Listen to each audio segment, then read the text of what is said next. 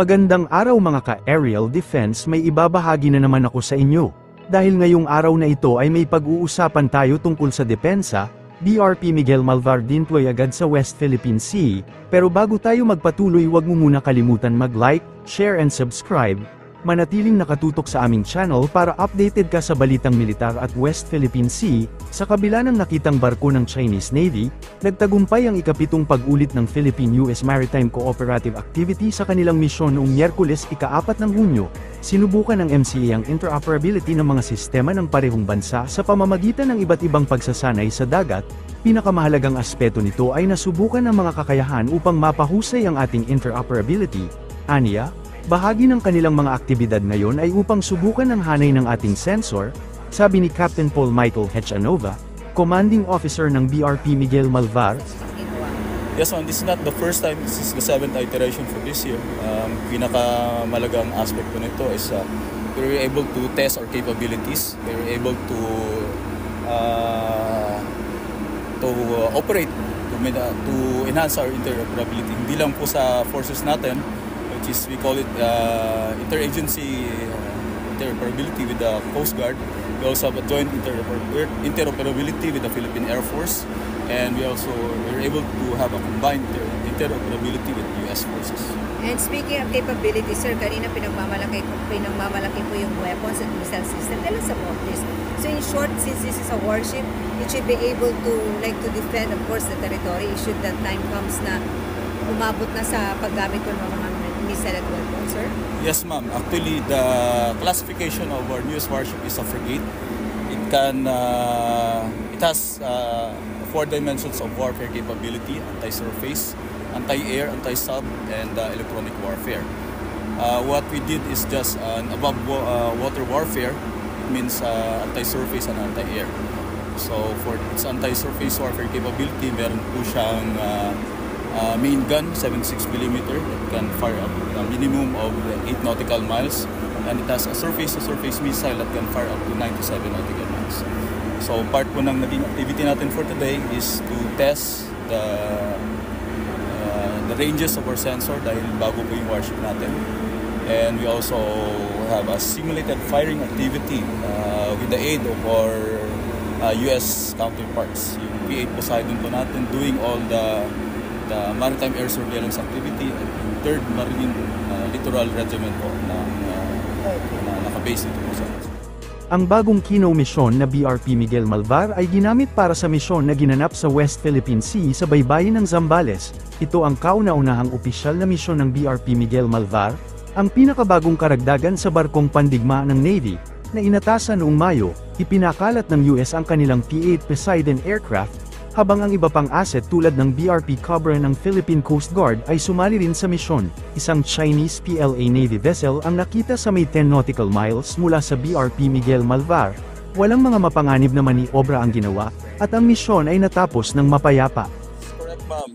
We were able to detect it sa radar natin from the range of 8 to 10 nautical miles using our sensors, our radar and electro-optic system. However, wala naman pong ginawang unusual activity. So we keep on tracking them, monitoring them. They even launched their helicopter this morning, but not towards our formation. So tinuloy-tuloy lang po namin yung activity. We were not hampered by their presence.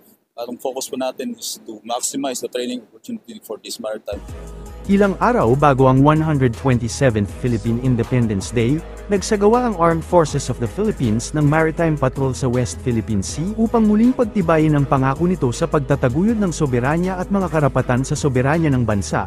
Ang mga opisyal ng AFP, kasama ang mga piling tauhan ng media, ay lumipad patungong Pag-asa Island sa bayan ng Kalayaan, Palawan noong Martes. Sa pamamagitan nito, isinagawa ang Media Embedded Maritime Patrol.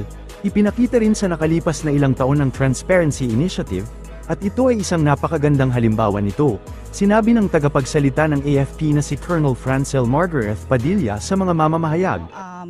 yung Armed Forces of the Philippines, we'd like to i-affirm yung ating unwavering commitment towards upholding our sovereignty. So with this, we have conducted itong media embedded maritime patrol. So dito naman, as we have been showing for the past few years, itong ating transparency initiative, and ito is a very good example of that, na makita talaga natin itong situation in the area. This is a maritime patrol, sir, no?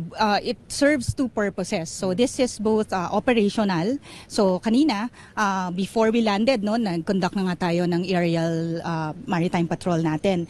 And for the upcoming days, we'll see more of the island and itong mga features natin dito sa West Philippine Sea area.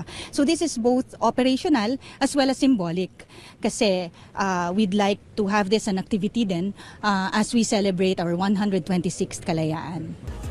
Nakatanggap ng radio challenge mula sa China ang Philippine Air Force C-130 aircraft na ginamit sa maritime patrol nang malapit na itong lumapag sa Pag-asa Island.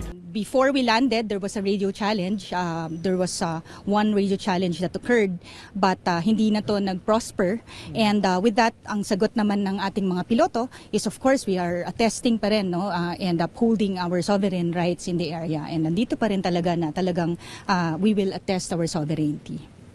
Isang sasakyang pandagat ng China Coast Guard na may bow number 5103 at humigit kumulang 3 Chinese maritime militia vessels ang nakita sa tubig sa baybayin ng isla.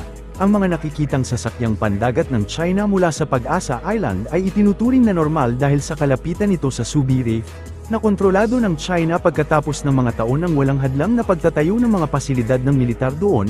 Matatagpuan ang Subi Reef sa labas ng Exclusive Economic Zone ng Pilipinas, ngunit bahagi ito ng 12 nautical mile territorial sea ng Pag-asa Island. Natapos na ang extension ng runway sa Pag-asa Island ayon kay Padilla. Samantala, malapit nang matapos ang konstruksyon ng hangars at control tower sa isla. Ang mga pasilidad ay bahagi ng Horizon 3 ng AFP Modernization Program. Sinabi ng tagapagsalita ng AFP na ang mga pasilidad ay hindi lamang gagamitin ng AFP kundi maging ng komunidad sa isla. Yung ating runway is 100% complete na. So yung mga ancillaries na lang, no, sa paligid, yun na lang yung for completion, and we're aiming to complete it within the year. So with that, kasama yan, no, sa ating Horizon 3 projects, and yun nga, completed na yung hangar natin.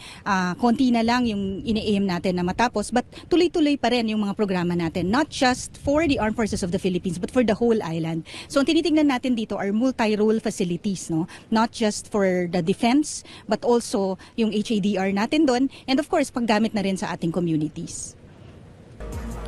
Para sa mas madaming update tungkol sa ating depensa, paki-follow at like muna ng aming page na nasa description na ang link. Huwag mo na rin kalimutan mag-like, share and subscribe.